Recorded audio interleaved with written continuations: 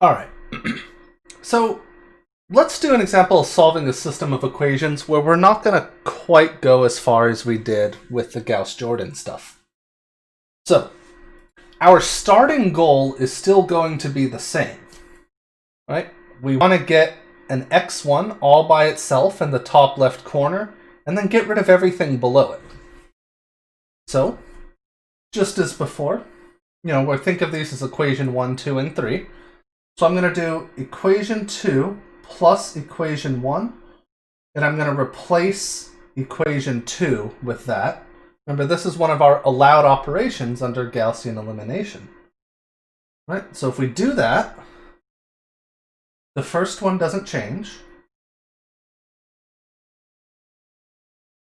Right? The third one won't change either.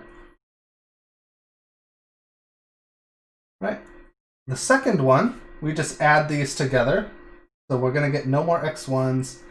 So it'll be minus x2. Add these together, we have 2x3. And then add those together and we have 2. All right? Okay, and now we need to get rid of this 2x1 here. All right, so to do that, we're going to take equation 3 and subtract 2 copies of equation 1. So here I'm going to do 3 minus 2 copies of equation 1 goes to equation 3. All right, and again, I'll leave checking the arithmetic on this to you. Hopefully I don't make another mistake like I did in the earlier video. Plus 3x3 equals 5 minus x2 plus 2x3 equals 2. Now here, when we do this subtraction, there's going to be no more x1s. Here we're going to wind up with 8 x2s. And then this will be minus 10 x3 equals, let's see, this will be 6 minus 10, so negative 4. All right. Okay, now we're done with the x1s, so the next thing we want to do is also the exact same step as before.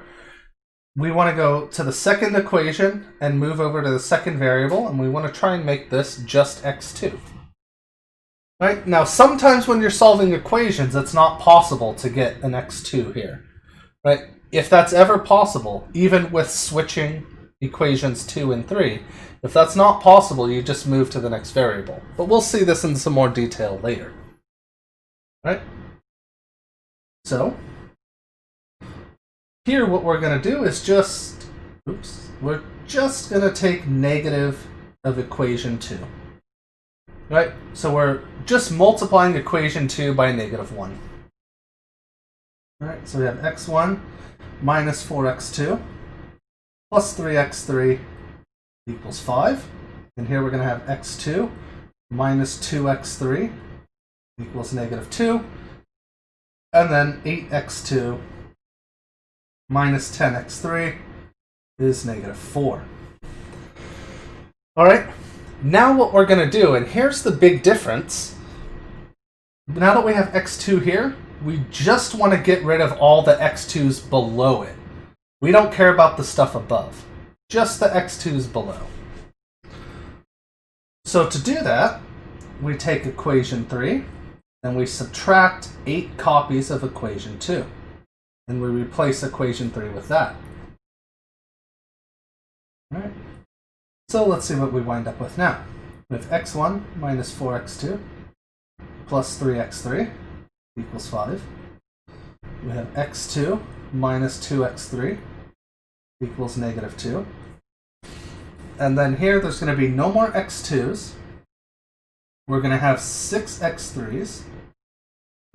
And that's going to equal 12. Okay? So again, I'll let you double check the arithmetic on that. All right, and here there's one thing left to do.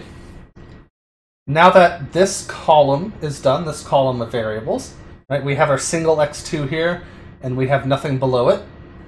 We're going to move down to the next equation and over to the next variable. We want to make this just x3. right? So, how do we do that? Just 1/6 of equation 3, right? So, let's use the magic of copy and paste. Except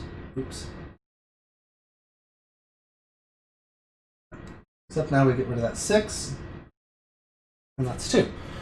All right, so we already know x3, all right?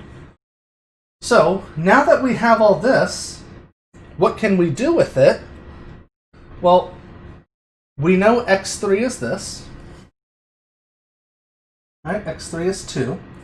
What we can do, and this is why we get the x2 by itself here with no x1, because we can solve this equation for x2 and get that it's 2x3 minus 2. And now we just go from this bottom equation and substitute it back up here.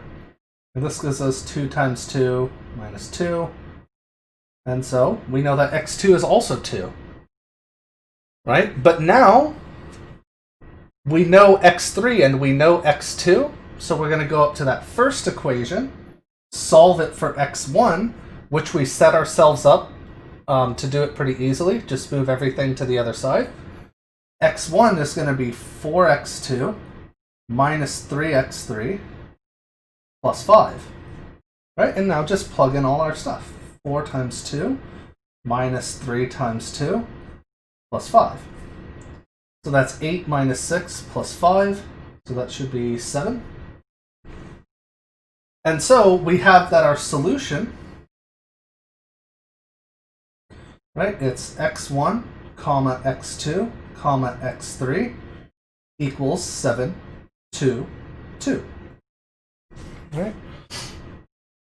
So if you at least get rid of sort of all the variables in this like lower triangle here, right? You want to get rid of all the variables in there using the row or the allowed operations. You want to make sure everything on this sort of diagonal here, if that makes sense, this big diagonal here, you want to make sure all of the coefficients there are 1. And if you do that, we can do this method here pretty easily. And this method is often called back substitution.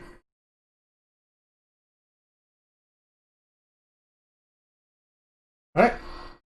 Because what we do is, well, we start with the bottom, and we just take that number and substitute it back up to get x2, and then we take that, oh sorry, I can even point at it from here. So we take this number, substitute back up to get x2, take both of these numbers, substitute them both back up, and get x1. So hopefully that makes sense. This one is generally a bit easier and quicker to do by hand, and it's probably the preferred way. It's actually what I meant to do before. But the Gauss-Jordan one we talked about before is better sort of algorithmically.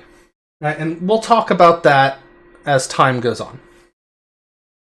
All right, so hopefully that makes sense, and I'll see you in the next one.